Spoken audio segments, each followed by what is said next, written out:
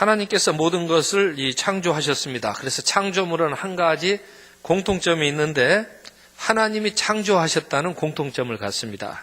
근데 하나님께서 창조하실 때에 각기 다양하고 또 다르게 창조를 하셨습니다. 로마서 말씀에 보면은 모든 만물에도 하나님의 영광의 빛을 반사할 수 있도록 하셨다, 그렇게 말씀을 하고, 특별히 사람은 하나님의 형상을 심어주셔서 사람이 하나님의 영광을 보고 살 수 있도록 축복하여 주셨습니다.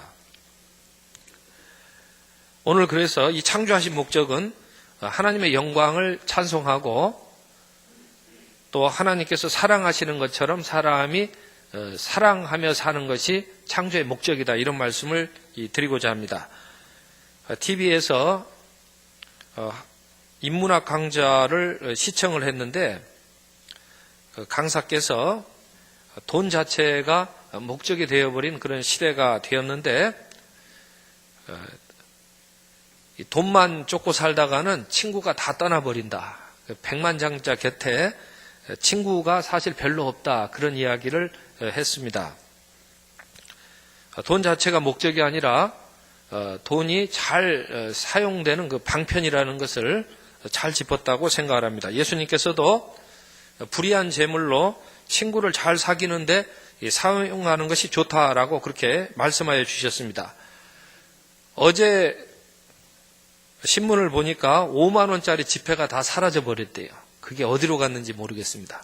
그래서 5만 원짜리 지폐를 다시 돈을 많이 들여서 찍어내야 된다고 합니다. 5만 원짜리 지폐에 누구의 얼굴이 그려져 있습니까?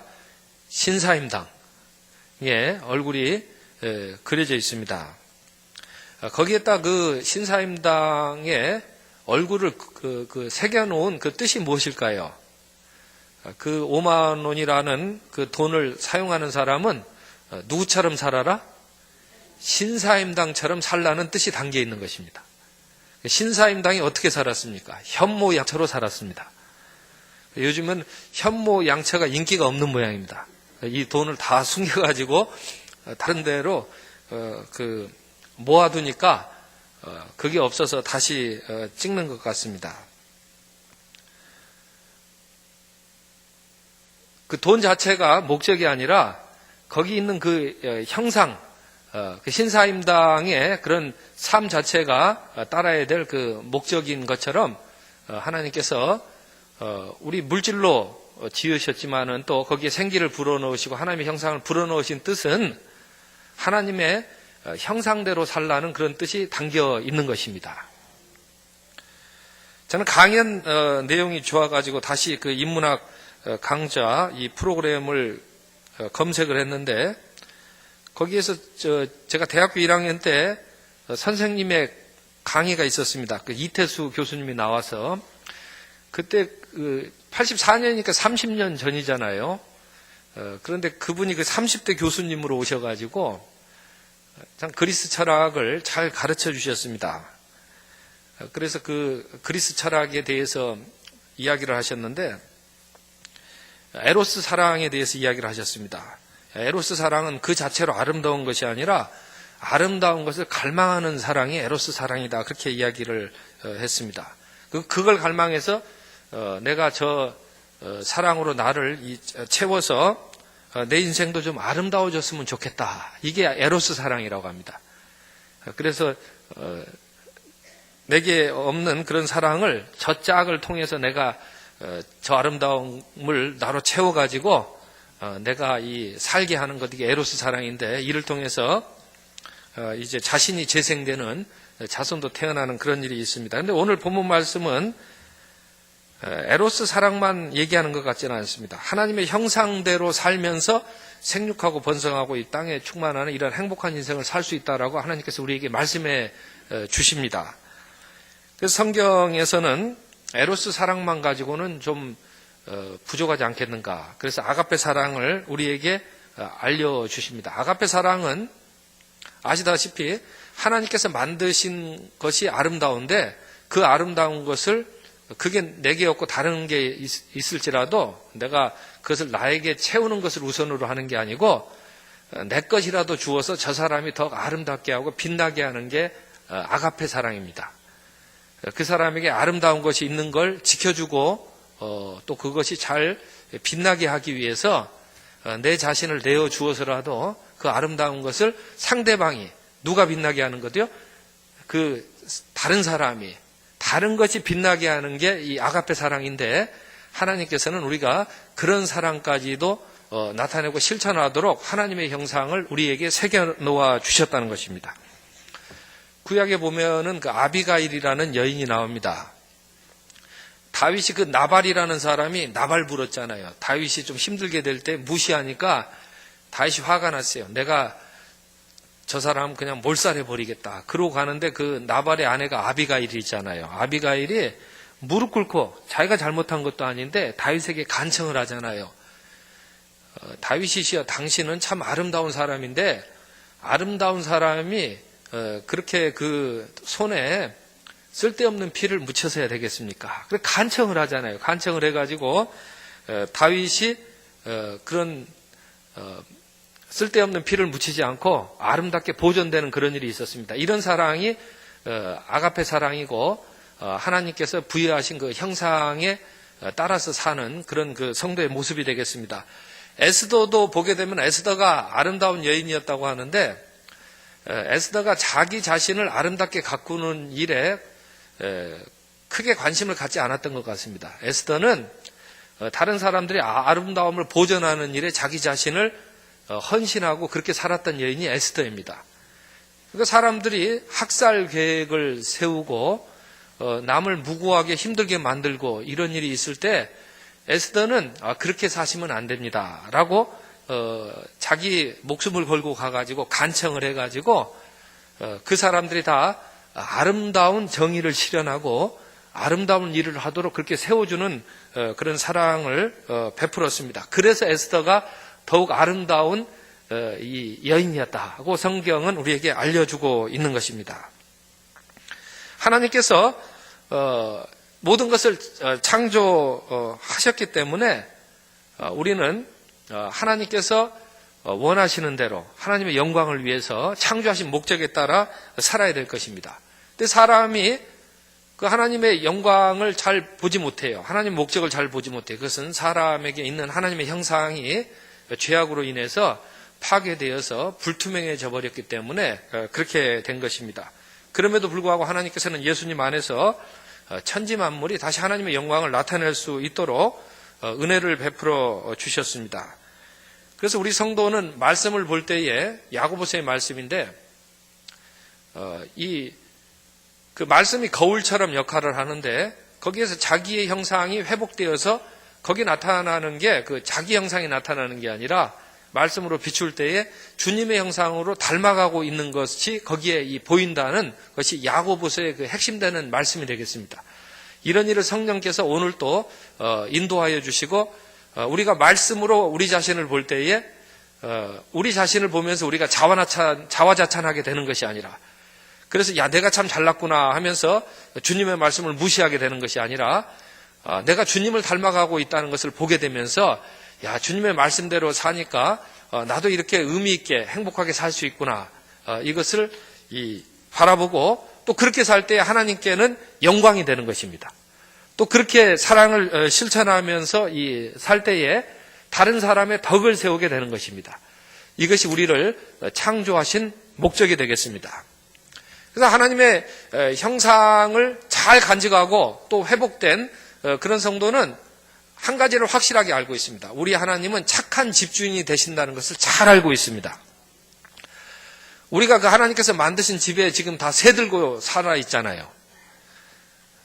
그런데 우리 하나님이 참 좋은 집주인이 되셔서 그냥 월세를 너무 올리지 않으신 것 참 감사합니다. 그러면은 다 쫓겨나야 돼요. 우리 하나님께서 거기 이자율을 크게 쳐서 달라고 했으면은 다 깡통 차고 쫓겨나야 되는데 우리 하나님께서 늘 관대하신 사랑으로 하나님께서 지으신 창조 세계를 이렇게 마음껏 숨쉬고 살게 하여 주셨으니 얼마나 좋은 집주인이 되십니까? 그래서 이 예수님 닮아가지고 집값을 올리지 않는 그런 그 성도들이 많이 계셔요.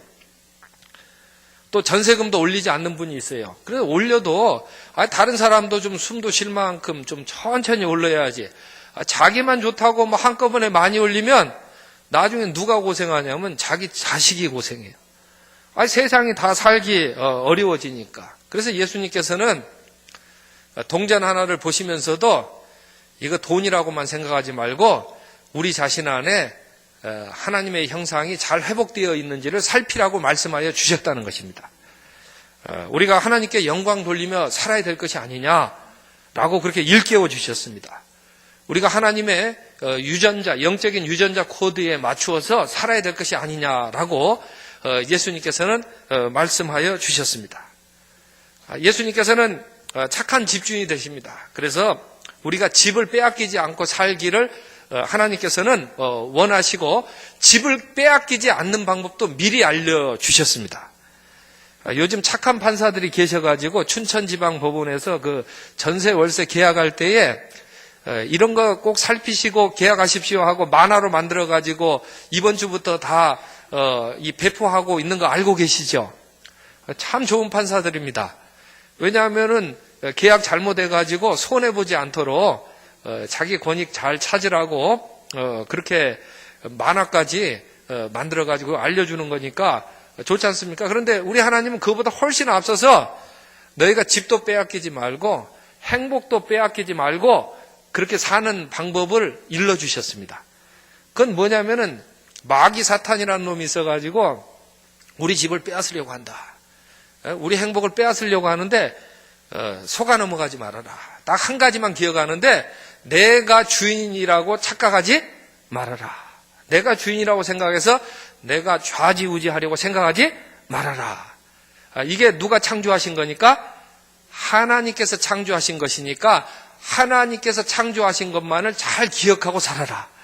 이거 한 가지만 잘 알면은 집도 빼앗기지 않고 행복도 빼앗기지 않고 살게 되리라. 사람이 어리석게 속아 넘어가 버렸어요. 그래서 자기가 마음대로 하려고 할 때에 그때의 질서도 혼돈이 되고 아름다운 일들도 추해지게 됐으며 그러한 때에 이 신비한 그런 그 놀라운 일들을 체험하는 것이 아니라 진부한 그런 인생살이로 전락하게 되었다는 것입니다. 그래서 하나님께서는 이런 선악과를 먹는 것이 아니라 마땅히 우리 안에 있는 하나님의 형상이 잘 작용하여서 하나님의 영광을 보기를 원하시는 것입니다. 그래서 우리가 하나님의 말씀을 듣고 사탄 말을 듣고 속아 넘어가는 것이 아니라 하나님의 말씀을 듣고 우리가 집도 잘 지키고 행복하게 살기를 원하시는 것입니다. 사람이 하나님을 영화롭게 하고 또 다른 사람의 덕을 세우려고 할 때는 그 어떤 경우에도 행복을 빼앗기지 않는다는 것을 꼭 기억해 주시기를 바랍니다.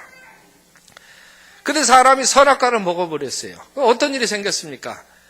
그러니까 그 뒤로부터는 나쁜 집주인이 생겨난 거예요. 원래는 하나님은 선하신 주인인데 내가 주인입니다 라고 해가지고 나쁜 집주인들이 참 많이 생겼습니다. 그래서 예수님께서 누가복음 18장에서 비유로 말씀하셨지 않습니까? 너희가 늘 기도하고 낙심하지 말고 살아야 된다. 왜냐하면 세상에는 나쁜 주인이 있는 것 같지만은 그러나 하나님께서 실상 좋은 주인이 되시기 때문에 하나님께 기도하고 낭망하지 말고 살아라 라고 비유로 말씀하여 주셨습니다. 예수님의 그 비유의 말씀을 보게 되면은 불의한 재판관이 나옵니다. 아시다시피 그 재판관은요 권한이 있어요. 그 재판관이 법에 따라 가지고 법정 최고형도 거기에 해당하면 언도할 수가 있어요. 그래서 그 앞에 서면은 다 쩔쩔매잖아요. 그런데 이 재판관이 불의한 재판관이라고 했습니다. 그러니까 억울한 그 과부의 사정을 잘 들어주지 않고 현장도 잘 살피지 않고 이 불의하게 이 재판을 했는데 이 재판관에 대해서 성경은 하나님을 두려워하지 않고 사람도 존중하지 않는 재판관이다. 그래서 이 재판관이 하나님의 형상이 파괴되었다는 것을 그렇게 알려주고 있습니다. 그런데 이 재판관이 불의하다라고 3번이나 그 확인해서 지적을 해주고 있습니다. 그런데 그러한 그 나쁜 집주인이 있을 때 우리가 어떻게 살아야 되겠는가? 근데 그 억울한 처지의 이 과부를 보게 되면은 그 불의한 재판관을 찾아가서 이제 간청을 합니다. 내가 이런 억울한 사정이 있으니까 한번 좀 잘 살펴주시고 잘 들어주시기를 원합니다. 그렇게 이제 지난주에 말씀드렸듯이 양심과 이 이성에 호소할 수 있는 그런 도덕적이고 합리적인 어필을 계속해서 했습니다. 이 억울한 가부가 내가 억울한 사정이 있잖아요. 그러니까 충분히 따질만 해요. 그러니까 가서 재판관 붙들고 네가 판사냐 막 목줄기를 잡고 말이에요. 이렇게 하지 않았습니다. 왜 이렇게 하지 않았을까요? 이 사람은 억울하고 그게 정의가 아니라는 걸 알지만은 누구한테 기도했어요? 하나님한테 기도하고 나갔을 때에 이 여인에게는 그 안에 하나님의 형상이 보존되고 회복되는 은혜가 있었다는 것입니다. 그러니까 이 사람은 창조의 목적이 무엇인지를 잃지 않고 살 수 있었다는 거예요. 여기서 이 사람이 성실하고 끈질기게 가가지고 불의한 재판관에게 가서 어필하고 그렇게 호소를 할 때에 우리 성경 말씀 잘 알고 계시잖아요. 나중에 그 불의한 재판관이 계속 불의한 대로 끝까지 재판을 했습니까? 아니면은 이 사람의 사정을 들어주고 공정하게 재판하겠다고 이야기를 했습니까? 이 불의한 재판관이 놀라지 마십시오. 이 나쁜 주인이 말이에요. 나쁜 주인 행세하는 사람이 자기가 공정하게 재판하겠다고 대답을 했다는 것입니다. 그러면 이 여인은 하나님의 형상대로 그 불의한 재판관에 그래도 아름다운 것이 남아있는데 그것을 잘 빛내고 그것이 잘 발현될 수 있도록 역할을 잘한 것입니까? 못한 것입니까? 이 여인이 역할을 참 잘했다고 주님께서는 칭찬하시는 말씀입니다. 그러면서 이런 세대에 이처럼 자기 역할을 잘 감당하고 창조하시고 구원하신 목적대로 잘 사는 사람이 몇 사람이 있겠느냐라고 주님께서 물으셨습니다. 어디에 물으셨냐면 우리 천성교회에 물으셨습니다. 그때 우리는 어떻게 대답해야 되겠습니까? 아이고 우리는 그런 분이 셀 수 없어가지고 그냥 누구라고 특정해서 말할 수 없습니다. 그런 교회가 우리 천성교회라고 저는 그렇게 생각하고 말씀을 드리는 것입니다. 그 여인이 뭐가 있어서 말이야. 아무 고난도 없는 여인인데 그냥 하나님 백 하나 믿고 기도하고 사니까 그런 모든 고난을 가진 것처럼 보였던 재판관도 그 재판관이 말이에요. 불의한 재판을 했다고 해보십시오. 그 사람은요. 순간은 좋을지 몰라도 이 사람은 불의한 재판관이요. 평생 따라다녀요. 맨날 기록 남아가지고 이 사람은 그때에 정직한 재판을 하지 못했고 이 사람은 그때에 불의한 재판을 했습니다. 이게 가문의 먹칠이에요. 그러지 않겠어요? 근데 그걸 누가 막아준 거예요? 이 기도하는 과부가 막아줬다는 것을 기억해 주시기 바랍니다. 그래서 이 말씀의 핵심은 사람이 어떻게 하나님하고 비교를 합니까? 그래서 처음에 비교는 불의한 재판관에 비해서 우리 하나님은 얼마나 좋으신가 이것을 비교하는 것입니다. 대조하는 것입니다.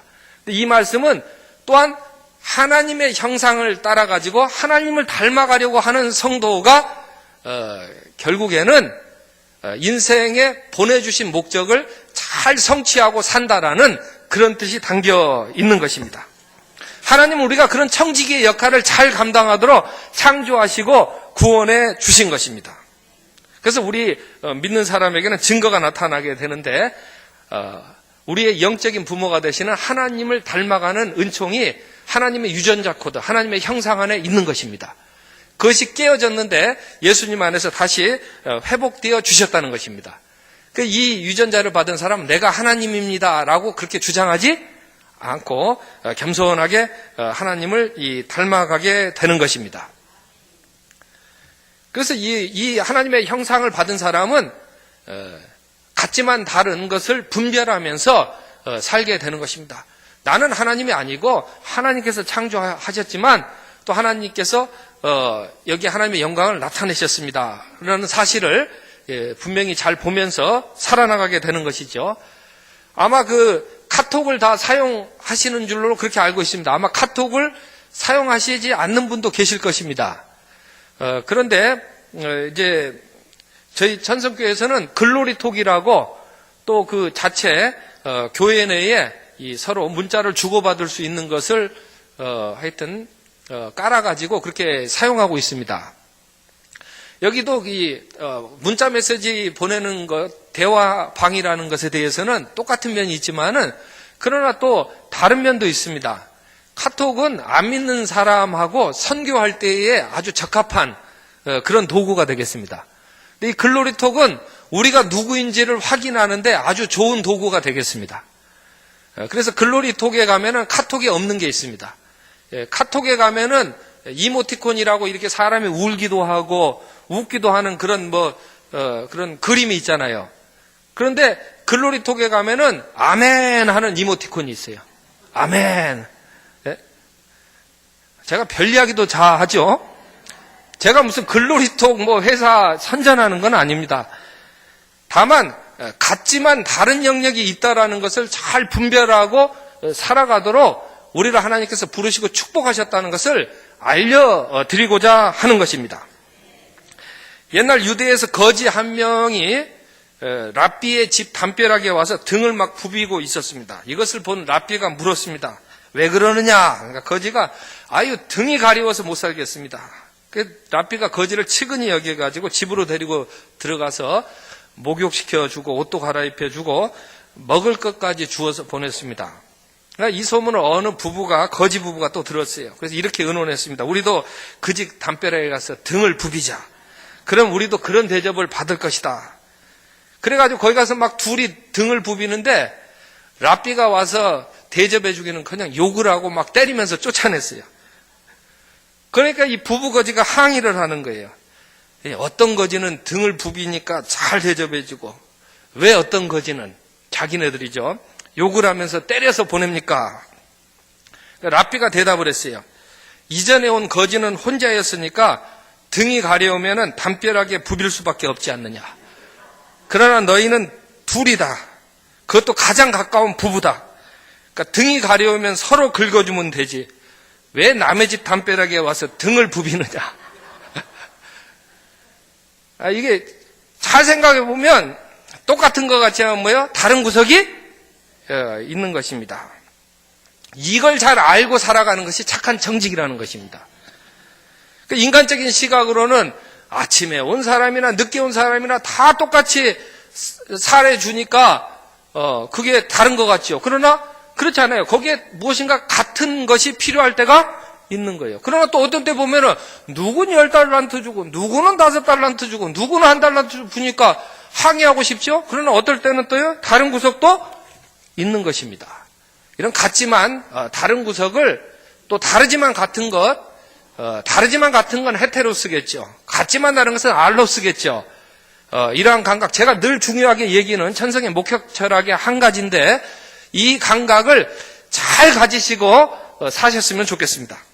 인간적으로 보면은 가인이 뭐 잘못했냐 이거예요. 왜 가인의 제사는 안 받고 왜 아벨의 제사만 기뻐 받으셨냐 이거예요. 그러나 아벨은 하나님의 형상이 회복되어서 살고 예배를 드렸다는 것입니다.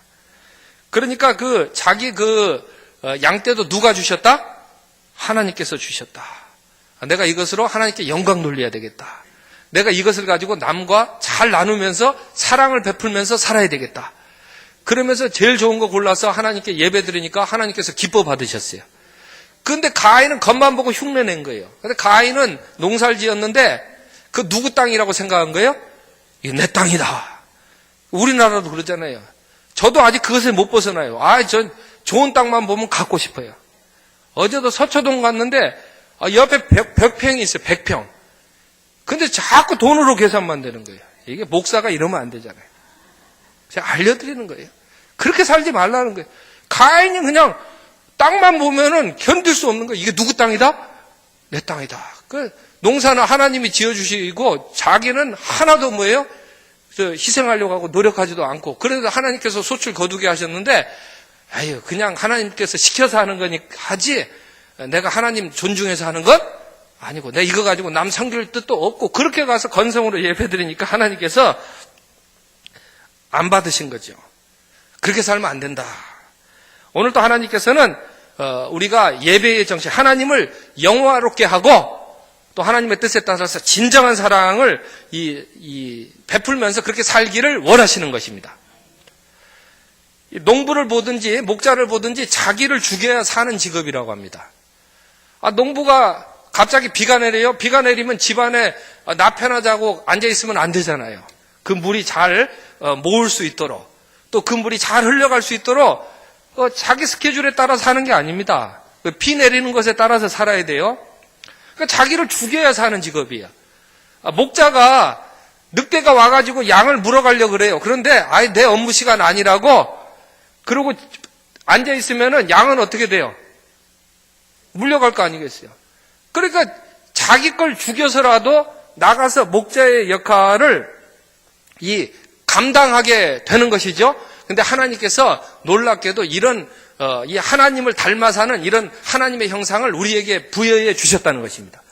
그래서 이렇게 사는 사람은 영광에 이르게 되는 것이에요. 이렇게 사는 사람은 하나님의 영광을 나타내게 되는 것입니다. 우리가 어떤 가게를 갔는데 여기는 내가 이득을 벌기 위한 사업 장소입니다. 그리고 여기 와서 돈이나 잔뜩 풀고 가십시오 하는 그런 가게를 가면은 다시 가고 싶은 생각이 있습니까? 없습니까? 그런 가게는요, 오래 가지 못합니다. 지금 중국에서 우리나라에 많은 관광객들이 오는데, 우리 그것을 손님을 받는 사람이, 여기 와서 뭐나 많이 풀고 가라고요? 돈이나 많이 풀고 가라. 그렇게 생각한다면은 정냄이 떨어져가지고 오래 가지 못합니다. 그런데 하나님의 영광의 형상이 회복된 사람은요, 아브라함처럼 사랑으로 섬기고 나그네를 섬기고 하는 환대의 사랑 실천하는 것을 기쁘고 즐겁게 실천을 하게 되는 것입니다. 그러다 보면은 그런 사업장이 더욱 칭찬받고 또 그런 사람은, 그런 기업은 행복을 빼앗기지 않고 더욱 번창하게 되리라고 그렇게 말씀을 드리고 싶습니다. 제가 지난주에 어떤 한 분이 이런 이야기를 하셨습니다. 사람이 밥을 먹어야 산다. 맞아요. 밥을 먹어야 살아요. 그래서 그래서 당신은 밥그릇이 되었으면 좋겠다. 그런 이야기를 하시더라고요. 왜냐하면 밥그릇은 찬장에 있어도 밥그릇으로 사용되는 것은 적어도 하루에 2번, 3번은 늘 사용이 되잖아요. 근데 이 찬장 같은 데 보면은 훨씬 더 귀하고 좋은 그릇이 있는데 밥그릇이 아닐 때는요, 잘 사용되지 않아요. 그래서 이분은 나는 밥그릇처럼 좀 잘 사용되는 그런 사람이 되었으면 좋겠다. 그렇게 이야기를 하셨을 때 참 감명 깊었습니다. 근데 이왕이면은 저는 그런 말씀을 드리고 싶어요. 자주 사용되는 그릇이니까 이왕이면은 찬장 속에 있는 제일 좋은 그릇을 밥그릇으로 사용했으면 좋겠다. 좋은 그릇을 뒤에다 꽁꽁 숨겨두는 게 아니라 좋은 그릇을 늘 밥그릇으로 사용한다면은 그것이 우리를 창조하신 하나님의 합당한 목적이라고 생각하시면 되겠습니다. 하나님께서 우리를 창조하실 때에 걸작으로 만드셨잖아요. 그러니까 우리가 매일매일 사용되는 밥그릇이 될 수 있었으면 좋겠습니다. 기도하겠습니다. 사랑의 아버지 하나님, 보시기에 참 좋도록 우리를 창조하여 주시고 구원하여 주셔서 감사와 찬송을 올려드립니다. 창조의 목적에 합당하게 주님의 영광을 나타내며 살게 하여 주옵소서. 또 다른 사람의 아름다운 것들을 잘 덕을 세우기 위해서 내가 희생하는 것도 받아들이는 천국의 기업인이 되게 하여 주옵소서. 아멘. 행복을 빼앗기지 않는 집으로 축복하여 주옵소서. 예수님의 이름으로 기도합니다. 아멘.